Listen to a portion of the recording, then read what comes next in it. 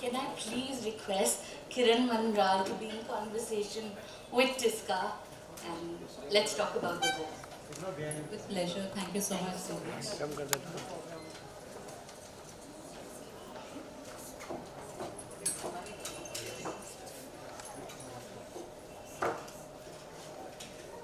Good evening, everyone, and thank you for making it on this really pleasant Saturday evening, which has come after a long spell of a lot of rain. And I'm so delighted to be here in conversation with you, Tisca, because for those of you who don't know the backstory, Tisca has been my lucky charm for 2 books. She's launched 2 books of mine, and I'm very delighted to be here for this book, which is an important book and one which was much needed in the Indian context. Right off the bat, Tisca, what made you decide to write this book?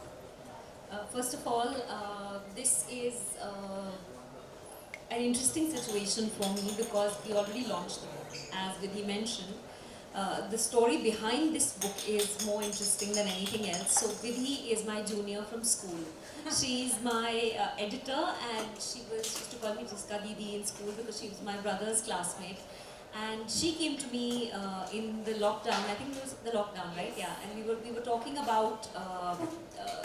She said, "Can you write like a sort of letter from a mother to a daughter? Since you have a young daughter, and you want to write a book about how it is to navigate puberty." And then from the letter it evolved. We went back and forth, and so the lockdown was productive in that I got to do a bit of writing. But what was most interesting was, so they sent me a mock-up of the book with a large font and a thicker sort of copy, and they marked it to Tara.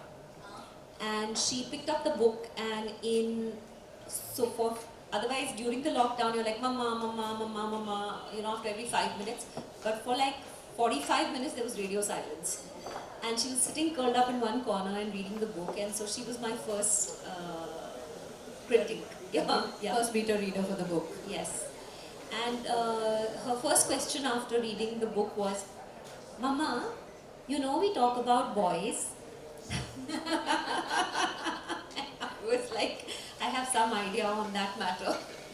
So yes, the reason for writing the book actually was, of course it was Vidhi's idea. But what came to me was, I had gone to buy sanitary napkins at a chemist store. And just outside the chemist store was a pan ki dukaan. And some guy, as I was going in, bought some gutka. And he was just given the gutka essay, like that guy opened it with a frill, and all the gutka packets came down like that. And he gave it to him.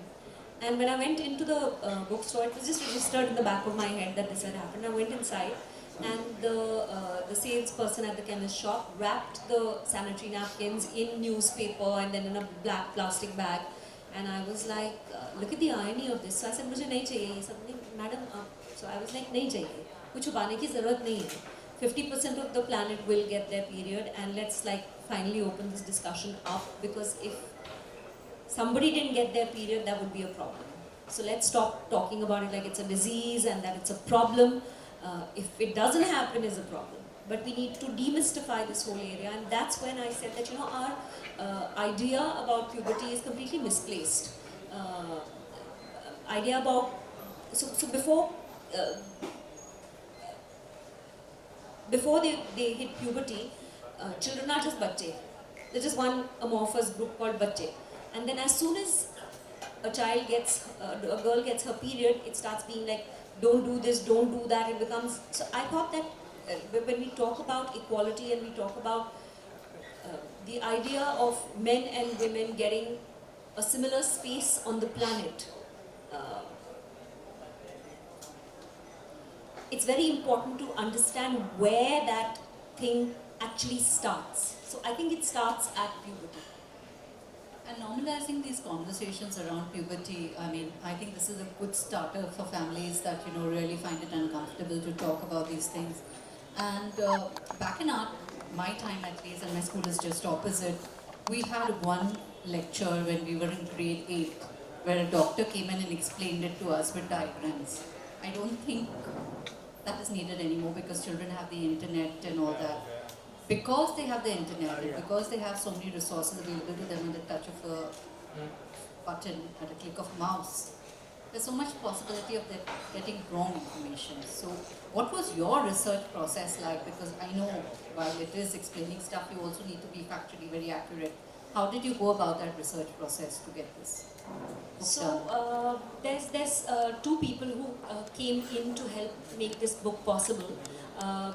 One was Dr. Mala, who was the chairman of FOXY, which is the Gynecological Association, and there's Dr. Malvika Verma, who's a psychotherapist.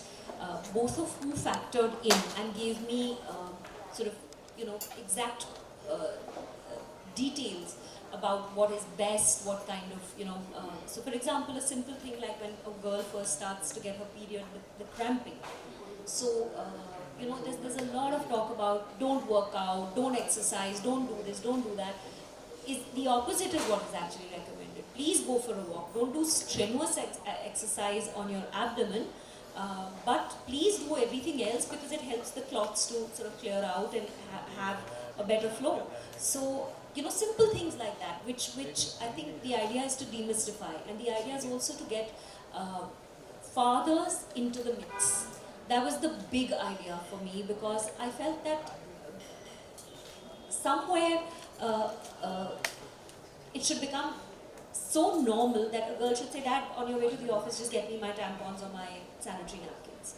It should be that normal. Why should it be that, oh no, this is something, the whole achar kharab ho jayega, and that whole thing, kitchen mein nahi jana.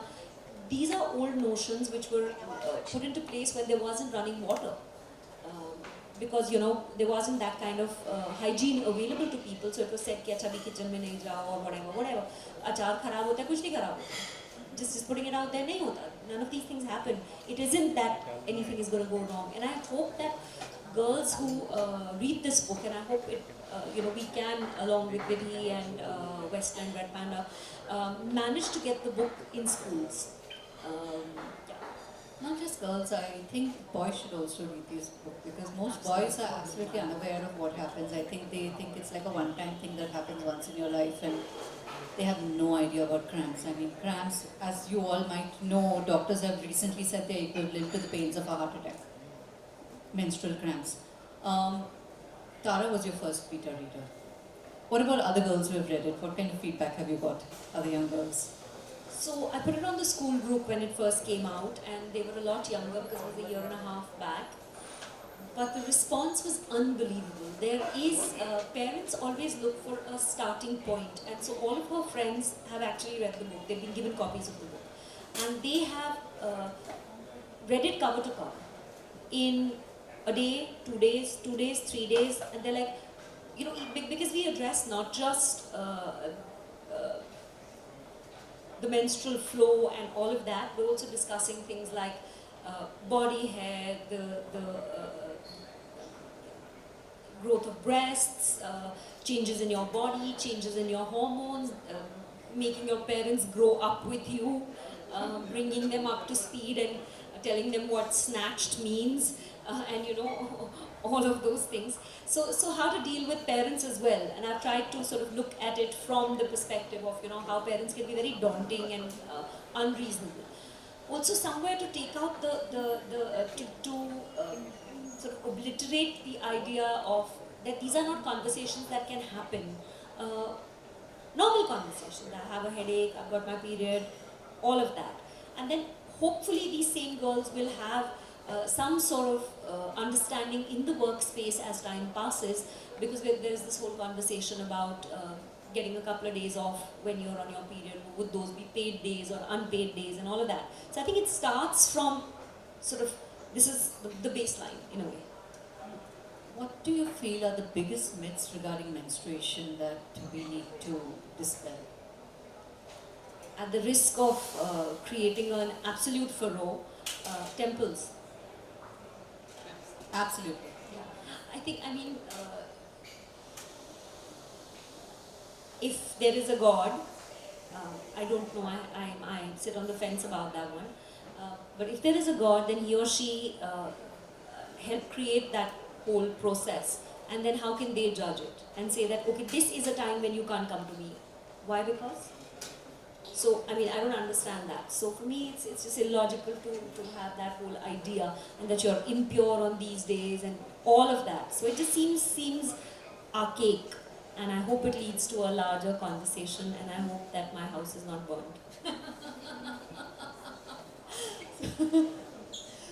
So we will get away from the controversial bits right now before the trolls start Or attacking not, you. or not, or not. Tell me, Tisca, you have written this book, and your earlier book was something about acting and your entire journey into the world of acting. That was a very different voice. This is a very different voice. And here you are writing for young girls. How did you manage to switch your voice? Did it come naturally because you were dealing with a young girl, or did you have to really work on it, and you and Vidhi had to sort of work and rework till you got the voice right? I think Vidhi was instrumental in that. We were choosing certain words, we were finding a certain way, and she's wonderfully adept at that. It was her idea, the book was her idea, and so I think she deserves to be sitting up here as well. So please, a big round of applause for Vidhi, my editor, and the person whose idea this book is in fact, and it is her ownership, more than mine actually. So yeah, we worked at it sort of together, but having a girl child at home does help, so we're constantly talking about certain things, and I see her friends and how they are, sort of dealing with everything. So it's nice to be able to look back, and we didn't have anything. We didn't have anything. We had nothing. We picked up stuff from cousins. They told us that, that is the day that you will die if you get your period because you're bleeding. It's the beginning of your death, and all sorts of nonsense was told to us. So